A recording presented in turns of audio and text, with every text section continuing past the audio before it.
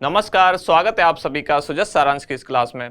इस क्लास में हम पढ़ते हैं राजस्थान का करंट अफेयर्स और आधार होता है हमारा राजस्थान सरकार की सुजस पत्रिका, जो कि राजस्थान सरकार के सूचना एवं जनसंपर्क विभाग द्वारा प्रतिदिन प्रकाशित की जाती है। शुरुआत करते हैं हेडलाइंस के साथ। सबसे पहली न्यूज क्या है कि मुख्यमंत्री ने 18 लाख रुपए पैकेज वाले जॉब ऑफर लेटर सौंपे। तो दरअसल ये कहां से संबंधित खबर है? जोधपुर में आयोजित हो रहा है राजस्थान डिजी फेस्ट, और इस डिजी फेस्ट के दौरान आईटी जॉब फेयर का भी आयोजन किया जा रहा है, यानी कि विभिन्न कंपनियां यहां आई हुई है और कैंपस प्लेसमेंट की तरह एक तरह से युवाओं को यहां हाथों हाथ या कह सकते हैं ऑन द स्पॉट उनको जॉब ऑफर की जा रही है। दूसरी जो खबर है ये किससे संबंधित है? मुख्यमंत्री ने जोधपुर में 20.91 करोड़ रुपए के कार्यों के लोकार्पण के दौरान कहा कि खेल विकास एवं खिलाड़ियों के उत्थान के लिए सरकार प्रतिबद्ध है। तो ये बात वैसे साबित भी होती है। इस बार राजस्थान में खेलों का सबसे बड़ा आयोजन हुआ, जो कि राजीव गांधी ग्रामीण ओलंपिक के नाम से, जिसको आप जानते हैं। अपनी तरह का ये शायद दुनिया का सबसे बड़ा आयोजन था, जिसमें कि ग्रामीण खेलों को या ग्रामीण क्षेत्रों में खेलों को इतना ज्यादा प्रमोट किया गया। इसके बाद अब राजस्थान सरकार शहरों में भी ओलंपिक खेलों का आयोजन करने जा रही है, जिसके लिए अभी प्रस्तावित तिथि क्या रखी गई है? 26 जनवरी। आगे देखते हैं अगले पेज पर अगली न्यूज क्या है। मुख्यमंत्री ने स्वयंसेवी संगठनों, सिविल सोसाइटी प्रतिनिधियों से बजट पूर्व संवाद में कहा कि युवाओं, छात्रों और को समर्पित अगले राज्य बजट में आमजन के महत्वपूर्ण सुझाव शामिल होंगे।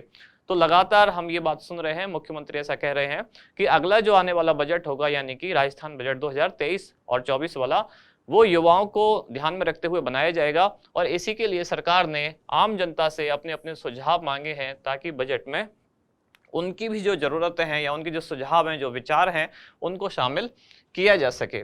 इधर है डिजिटल शिक्षा को बढ़ावा। प्रदेश के 500 मदरसों में अब स्मार्ट क्लासरूम स्थापित होंगे। ये घोषणा की गई थी बजट 2022-23 में।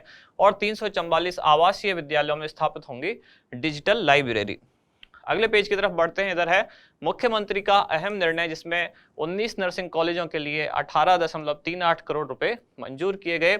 और ये बूंदी महोत्सव से संबंधित एक फोटोग्राफ आप देख पा रहे हैं, जिसमें छोटी काशी में लोक संस्कृति की छटा और यहाँ धौलपुर में मचकुंड तीर्थ पुरानी छावनी का जीर्णोद्धार होगा। मचकुंड तीर्थ, जिसको क्या कहा जाता है? तीर्थों का भांजा और तीर्थों का मामा कैसे कहा जाता है? पुष्कर तीर्थ को। अब आगे चलते हैं अगले पेज की तरफ। यहाँ है अवैध खनन के खिलाफ खनन और पुलिस विभाग का 3 दिवसीय एक सघन अभियान चलाया जा रहा है। और मेगा जॉब फेयर अब 2 दिवसीय आयोजन होगा, यानी कि जयपुर में जो एक दिन के लिए पहले आयोजित होने वाला था 14 नवंबर को जॉब फेयर, अब उसकी तिथि 2 दिन के लिए कर दी गई है, क्योंकि इसमें युवाओं के उत्साह को देखते हुए समय बढ़ाया गया है।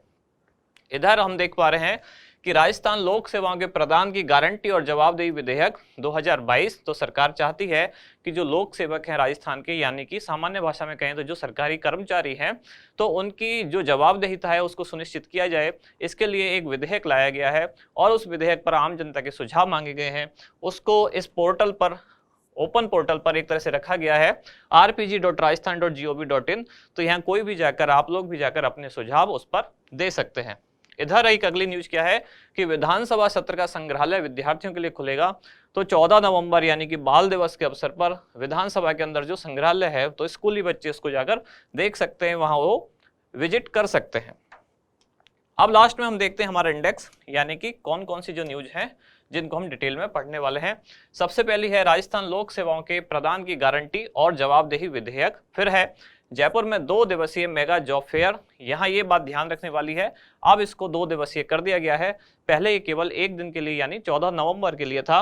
और जोधपुर में 3 दिवसीय डिजी फेस्ट, इसमें भी आपको ये 3 दिवस याद रखना है अब, क्योंकि पहले लगातार इसकी डेट कभी केवल 11 और 12 नवंबर थी, कभी 11 से 13 नवंबर थी। अब ये फाइनली 3 दिवसीय यानी कि कब से कब 11 से 13 नवंबर इसका आयोजन किया जाएगा।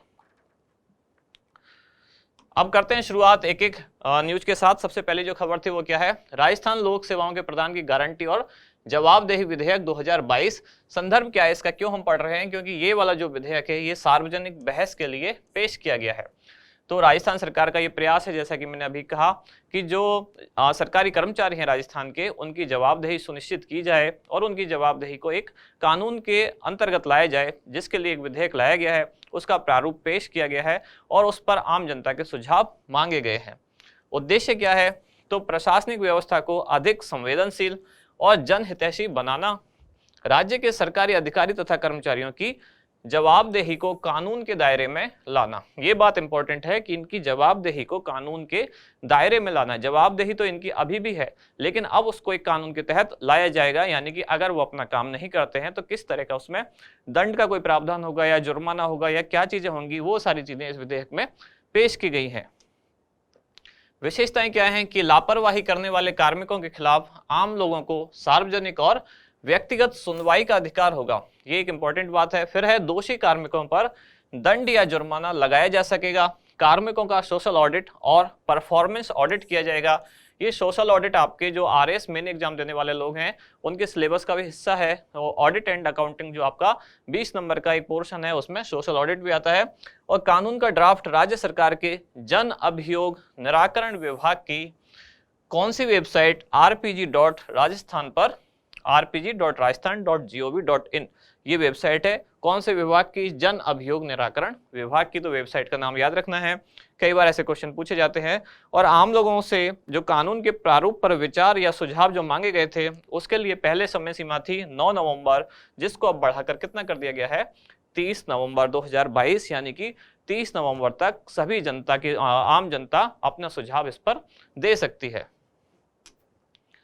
पृष्ठभूमि देखते हैं कि इस विधेयक की या इस तरह के कानून की क्या पृष्ठभूमि है, क्या पहले भी कभी ऐसी कोई बातें चली थी।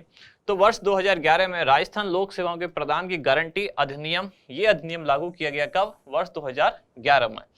फिर इसके बाद वर्ष 2012 में राजस्थान जन सुनवाई का अधिकार अधिनियम लागू किया गया।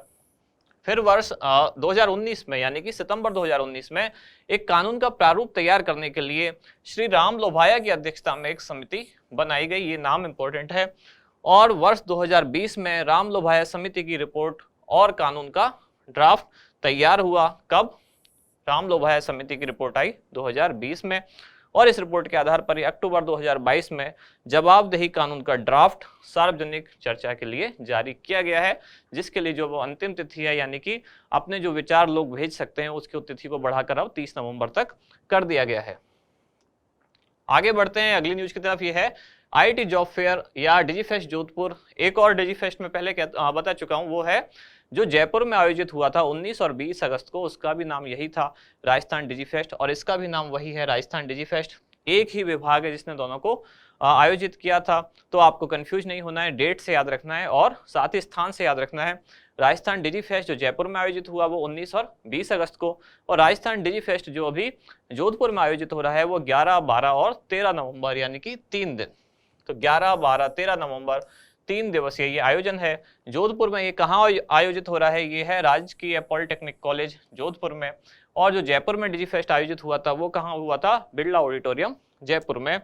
उद्देश्य क्या है कि degree, diploma, ITI, post graduate, fresher या अनुभवी जो युवा हैं उनको IT एवं अन्य सेक्टर की अग्रणी कंपनियों में रोजगार के अवसर उपलब्ध कराना। तो ये रोजगार ऑन द स्पॉट रोजगार की तरह है, यानी कि एक कैंपस प्लेसमेंट की तरह है, वहीं उनका इंटरव्यू किया जाएगा। कौन सा विभाग इसको संचालित करेगा? तो सूचना प्रौद्योगिकी एवं संचार विभाग। इसी विभाग द्वारा जयपुर में जो डिजीफेस्ट था उसका आयोजन किया गया। विशेषताएं क्या हैं? तो 250 से अधिक इसमें कंपनियां भाग लेंगी।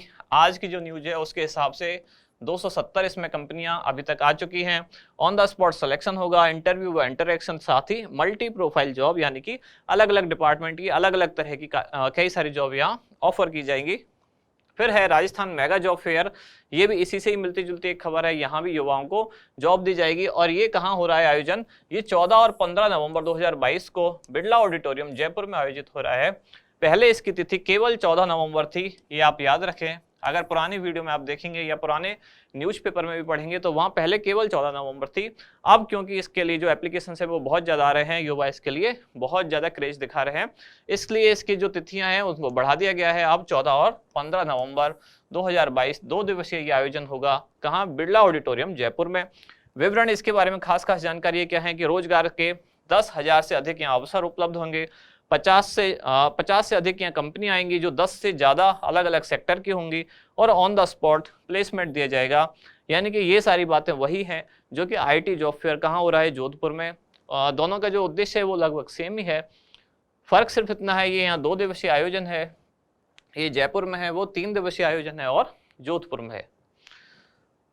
अब लास्ट में देखते हैं हमारा क्वेश्चन कि आज का प्रश्न क्या है। जोधपुर में डिजीफेस्ट का आयोजन निम्नलिखित में से कौन से विभाग द्वारा किया जा रहा है? तो सूचना प्रौद्योगिकी एवं संचार विभाग, उद्योग एवं वाणिज्य विभाग, विज्ञान एवं तकनीकी विभाग या सूचना एवं जनसंपर्क विभाग। तो इसका क्या होगा उत्तर, वो आप बताएं हमें कमेंट्स में। और लास्ट में जो लोग सेकंड ग्रेड एग्जाम के लिए तैयारी कर रहे हैं तो उनके लिए 20 नवंबर को एक परीक्षा का आयोजन किया जा रहा है, जिसके लिए आप अपने आप को 14 नवंबर तक रजिस्टर करा सकते हैं QR कोड के जरिए, या फिर जो हमारी वेबसाइट है वहां जाकर भी आप अपना रजिस्ट्रेशन कर सकते हैं। तो यहाँ समाप्त होती है आज की क्लास। अब मिलते हैं कल अगली न्यूज के साथ अगली क्लास में। धन्यवाद।